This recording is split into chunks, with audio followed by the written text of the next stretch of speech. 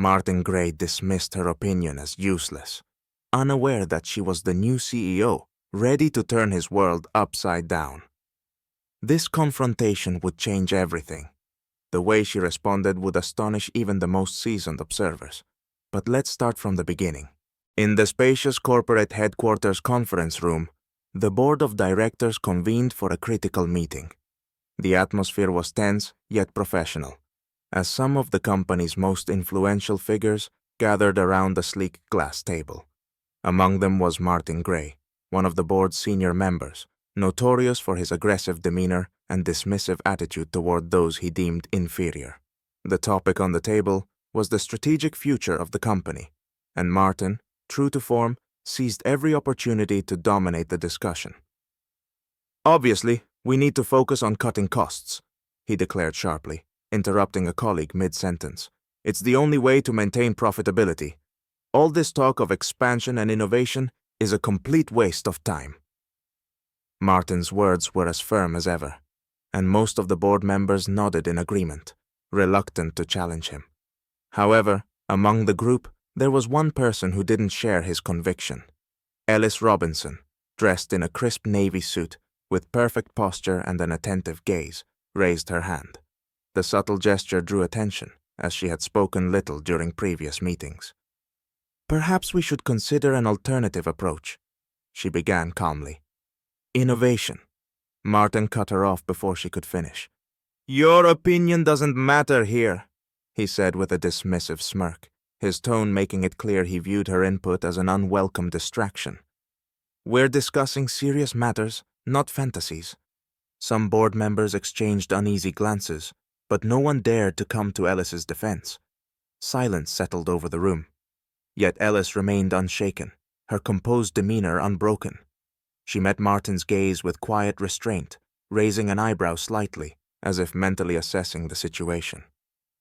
"Very well," she said, returning to her notes. Her voice carried neither resentment nor irritation.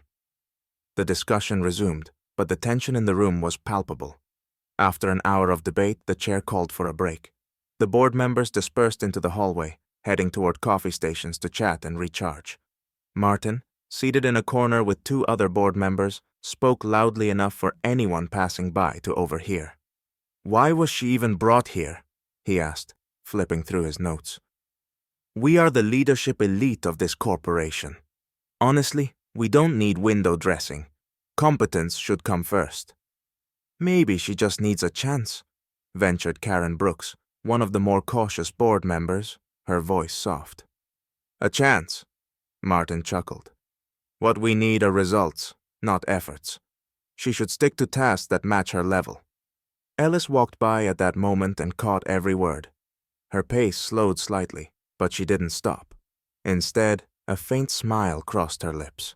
Her composure was almost unsettling to those watching her. She knew her time hadn't come yet, but it would. When the break ended, the board returned to their seats. Ellis reopened her notebook, jotting down a series of notes with laser focus. Her expression was resolute, her demeanor calm. It was clear she was crafting something significant.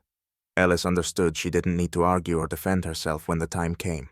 The truth would do it for her. After the break, the discussion resumed. Martin continued to dominate the room, interrupting colleagues and dismissing any ideas that didn't align with his own. The tension among the board members was palpable, but no one dared to challenge him. Ellis, however, watched him intently, maintaining her calm. Yet, when another of her attempts to contribute was ignored, she firmly raised her hand. "Martin," she said, interrupting him mid-sentence, "your suggestions are logical, but I believe ignoring innovation is a path to stagnation." Martin shot her a glare filled with irritation. "And what makes you think you know more about this than I do?" he sneered. "Perhaps you should focus on something simpler." The room fell silent. For the first time, someone had openly challenged Martin.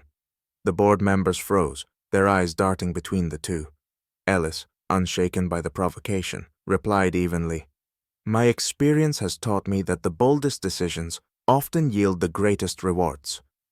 Her confidence visibly unsettled Martin. With a defiant tone, he turned to the chairman. "I propose we disregard her opinion. Time is money."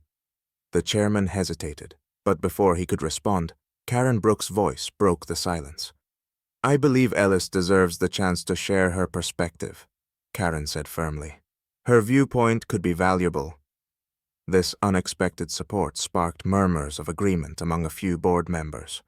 Martin scowled but refrained from openly opposing them. Ellis sensed the shift. Tension was building, but it was beginning to work against Martin. As the meeting concluded, Martin's frustration was evident. In the hallway, he turned to one of his allies, speaking loud enough for anyone nearby to hear. "This is ridiculous," he said, sneering. "She thinks she can compete with me? Let's see how long that lasts." Ellis, passing by, caught his words. She paused for a brief moment, turned her head, and with a soft smile replied, "Let's see." Her composure and quiet confidence began to ripple through the boardroom's dynamics. The tension in the air thickened, and it was clear that something significant was about to unfold. The meeting resumed with a focus on key strategic decisions. The chairman announced that the board members needed to formalize plans and share their input. When it was Ellis's turn to speak, she rose from her seat with calm composure. "For those of you who don't know me," she began, her voice steady and clear, "I'm Ellis Robinson, the new CEO of this company." Her words struck the room like lightning. A stunned silence filled the air. Opposite her, Martin froze, his face turning pale. "This must be some kind of joke," he muttered, though his voice trembled. Ignoring him, Ellis continued, "I've been appointed to lead this company to new heights. I value all of your opinions, but expect a constructive approach from each of you." The board members began murmuring, slowly recovering from their shock. Karen Brooks, who had earlier shown support for Ellis, looked pleased. She knew Martin had just lost a significant portion of his influence. "Why weren't we informed of this appointment?" Martin finally demanded, his tone tense as he attempted to maintain a confident facade. "This decision was approved by the board a month ago," the chairman replied matter-of-factly. "You were present for the vote, Martin." Martin scowled, realizing that his dismissive attitude in previous meetings and his overconfidence had backfired spectacularly. Ellis laid out her notes and continued with poise. "This company has untapped potential for growth, but to unlock it, we must stop ignoring market changes. I propose a strategy that balances cost optimization with investments in technology." Martin, still reeling, tried to interrupt. "That's risky, and you know very well," Ellis interjected with a confident smile, "that risk is a part of success. It's how this company achieved greatness in the first place."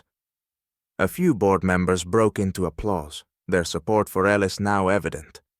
Meanwhile, Martin's expression reflected a growing realization. Control was slipping through his fingers. "I expect professionalism from everyone," Ellis added. "The time for personal biases is over." Her words landed with the finality of a verdict. Martin lowered his gaze, grasping that the dynamics of the board had irrevocably shifted. The other members of the board recognized it too. A new era had begun. Following Ellis's announcement as CEO, the meeting carried on in a tense but more constructive atmosphere. Shaken by the revelation, board members began asking questions about her plans. Ellis responded confidently, outlining specific steps to integrate innovation and expand the company's market share. Gradually, her proposals began to resonate with many of them. Martin, however, remained silent, his internal turmoil visible in his strained expression. When the meeting concluded, he stood abruptly to leave, but the chairman stopped him. "Martin, before you go," the chairman said pointedly, "let me remind you that a constructive contribution is expected from all board members. Your support for the new initiatives would be appreciated." It was a subtle warning, and Martin understood it well. He cast a disgruntled glance at Ellis and muttered, "Let's see how long this lasts." Ellis responded with a soft yet firm smile. "I'm counting on your support, Martin. After all, we're working toward the same goal." As the board members filed out, many began discussing the day's events in hushed tones. Several openly admitted to underestimating Ellis. Karen approached her with a warm handshake. "You handled that brilliantly," she said. Your leadership is inspiring." Ellis thanked her, aware that the real challenge was only beginning. Her first decision as CEO was to establish an open dialogue among board members to diffuse lingering tensions. She announced the next meeting, emphasizing her desire to hear everyone's input as they moved forward with the new strategy. Meanwhile, Martin returned to his office, his frustration evident. He picked up his phone and called one of his allies on the board. "We need to reassess our position," he said. "This woman knows what she's doing."